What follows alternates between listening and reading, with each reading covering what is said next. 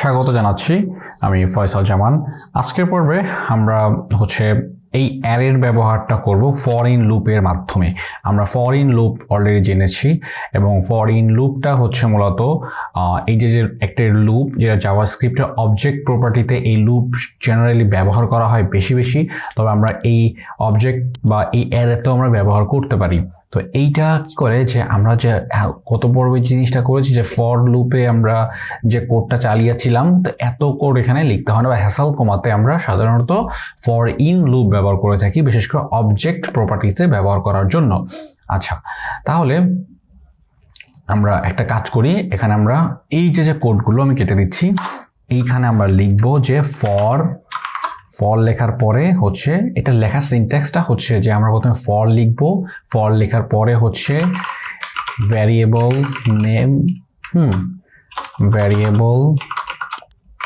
Name in object, এটা syntax. এবং এই ভিতরে এই কোড ব্লকটা ওপেন করলাম, এর ভিতরে statement two execute, statement block, আচ্ছা, টু execute এক্সিকিউট। তাহলে এইটা মূলত সিনট্যাক্স, ঠিক আছে। এখন আমি যদি একটু ব্যাপারটাকে একটু বলি যে এটা আমি আরো ক্লিয়ার করে দিচ্ছি যে লুপের মাঝখানে এখানে আমরা ডকুমেন্ট ডট রাইট লিখতে পারি অথবা কনসোল ডট লিখতে পারি। যে লুপের মাঝে যে ব্লকটা আছে সেটা মূলত যে কোডগুলো প্রতিটা প্রপার্টির জন্য একবার করে কাউন্ট হয়। প্রতিটা প্রপার্টি অর্থাৎ এখানে পুনরাবৃত্তি অবজেক্টের জন্য প্রতিটা প্রপার্টির জন্য, যেমন পেনের জন্য একবার এখানে কাউন্ট হবে, বুকের জন্য একবার কাউন্ট হবে। তো প্রতিটার জন্য পুনরাবৃত্তিতে অবজেক্ট থেকে একটা প্রপার্টি ভ্যারিয়েবলের ভিতরে যাবেই এবং সেইটা লুপ চলতে থাকবে যতক্ষণ না পর্যন্ত অবজেক্ট প্রপার্টি শেষ হচ্ছে, ঠিক আছে। এই অবজেক্ট প্রপার্টি শেষ হচ্ছে। তাহলে আমরা যদি এবার প্র্যাকটিক্যালি দেখি যে ফর লেখার পরে আমরা একটা প্রথমে ভ্যারিয়েবল লিখবো। আমার সিনট্যাক্স স্টার্ট কিন্তু আমি বলেছিলাম যে ভ্যারিয়েবল নেম লিখতে হবে একটা, ঠিক আছে। তো ভ্যারিয়েবল নেম যে কোনো নাম হতে পারে, আপনি লেট দিয়ে স্টার্ট করতে পারেন, যে লেট আমি লিখলাম আইটেম হতে পারে বা এখানে প্রোডাক্টস হতে পারে, ঠিক আছে। আমি লিখলাম যে প্রোডাক্ট, হ্যাঁ, প্রোডাক্ট লিখলাম, প্রোডাক্ট ইন। এইবার আমার যে ক্যাটাগরি যেটা আছে, এই যে ক্যাটাগরি, এই ক্যাটাগরিটা এখানে বসালাম, ঠিক আছে। তার মানে কি বোঝাচ্ছে যে প্রোডাক্ট এই ক্যাটাগরির ভিতর থেকে একটা প্রোডাক্ট তুমি এখানে ডিসপ্লে করো, ওকে। তাহলে আমরা এখানে এর ভেতরে থাকা যে ব্লকটা ওপেন করি, কার্লি ব্র্যাকেট ওপেন করে এইখানে আমরা লিখবো যে কনসোল ডট লগ।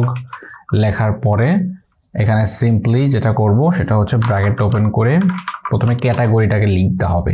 ক্যাটাগরি লেখার পরে যে এক্সিকিউট হবে সেটা আমরা স্কোয়ার ব্র্যাকেট দিয়ে প্রথমে আমাদের প্রোডাক্টটাকে দিতে হবে। আমাদের হয়তো মনে আছে যে আমরা গত পর্বে যে জিনিসটা দেখেছিলাম, আমরা একটু এই কোডটাকে একটু এক জায়গায় রাখি, আমি একটু এই জায়গাটায় রাখি আপাততর জন্য, এবং আমি গত ক্লাসে যে জিনিসটা দেখিয়েছিলাম সেটা আমি একটু রিকভার করার চেষ্টা করি। এই তো পেয়ে গিয়েছি। আচ্ছা, তাহলে আমি ডিফারেন্সটা দেখাতে পারবো যেন আপনাদের বুঝতে সুবিধা হয়, এছাড়া আর কিছু না। আমি এটাকে একটু অফ করে রাখি। আচ্ছা, এটাকে আমি অফ করে রাখলাম। এইবার আমি কোডটাকে আবার নিয়ে আসছি আগের জায়গা থেকে, ওকে। তাহলে যেখানে ছিলাম আমরা কন্টিনিউ করি। এবার যে কনসোল ডট লগ লেখার পরে ক্যাটাগরি আমাদের এখানে যে ভ্যারিয়েবলটা লিখেছি, ভ্যারিয়েবলটা প্রোডাক্টটাকে এখান থেকে কপি করে এখানে বসালাম। প্রোডাক্ট কপি করে বসানোর পরে আপনি চাইলে এখানে বিয়ারটা ইউজ করতে পারেন, আমি পরে ইউজ করছি। তাহলে আমরা এটা একটু ক্লোজ করি, ঠিক আছে। ক্লোজ করে দিলাম, ওকে। তাহলে আমরা যদি একটু রিফ্রেশ করে দেখতে পাচ্ছি যে পেন, বুক, মার্কেট, ফয়সাল, হ্যাঁ। তারপর যদি আরেকটা ওপেন করি যে জামান লিখলাম, চলে আসলো। তাহলে এখানের এই কোডটার ভিতরে এর সাথে পার্থক্যটা যে আমরা লেট প্রোডাক্ট নামে যে একটা ভ্যারিয়েবল নিয়েছি, সেটা এই যে আই নামে যে ভ্যারিয়েবলটা প্রথমে নিয়েছিলাম, সেটাই এখানে যে লেট সেই ভ্যারিয়েবল নেম ইন ক্যাটাগরি, অর্থাৎ ক্যাটাগরির মধ্যে ইচ ক্যাটাগরি, অর্থাৎ একটি ক্যাটাগরি ঠিক আছে, এই ক্যাটাগরির ভিতরে একটি আইটেম, সেটা হচ্ছে প্রোডাক্ট।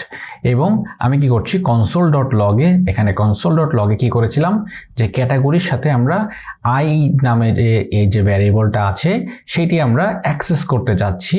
তো প্রত্যেকটা ইচ আইটেম কিন্তু এই আইয়ের ভিতরে আছে, অর্থাৎ প্রত্যেকটা আইটেম এই একটা আইটেম আইয়ের ভিতরে আছে। একটা আইটেম হয়ে গেলে ও এই আই প্লাস প্লাসের মাধ্যমে কিন্তু মূলত নেক্সট যে প্রোডাক্টটা বা আইটেমটা আছে সেইটা মূলত অ্যাক্সেস করছে লুপের মাধ্যমে, তাই না? তাহলে এই জিনিসটাকে সহজ করে দেওয়ার জন্য মূলত এই ফর ইন লুপ ব্যবহার করা হয়।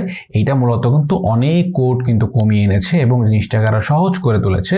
তার মানে এখানে বুঝতে পারছি যে আমরা প্রোডাক্ট ক্যাটাগরির ভিতরে থাকা প্রোডাক্টগুলি একটি প্রোডাক্টের ভিতরে ভ্যারিয়েবলের ভিতরে নিয়ে এসে কনসোল ডটের মাধ্যমে বা কনসোল লগ বা ডকুমেন্ট ডট রাইটের মাধ্যমে আমরা অ্যাক্সেস করতে পারছি যে ক্যাটাগরির যে প্রোডাক্ট নামে যে ভ্যারিয়েবলটা জাস্ট প্রিন্ট করার জন্য আমরা এই শব্দটা এখানে লিখেছি। তাহলে এখানে যতগুলো শব্দ এখানে লিখবো বা সামনে আরো যতগুলো শব্দ এখানে আসবে ততগুলো এখানে এক একটা করে অ্যাড হতে থাকবে। তাহলে আশা করি আমরা বুঝতে পেরেছি যে জাভাস্ক্রিপ্টের ফর ইন লুপ বা অ্যারের যে জাভাস্ক্রিপ্ট যে অ্যারের ভিতরে যে ফর ইন লুপটা কিভাবে কাজ করে। ঠিক আছে, তাহলে আশা করি বুঝতে পেরেছি। ধন্যবাদ সবাইকে।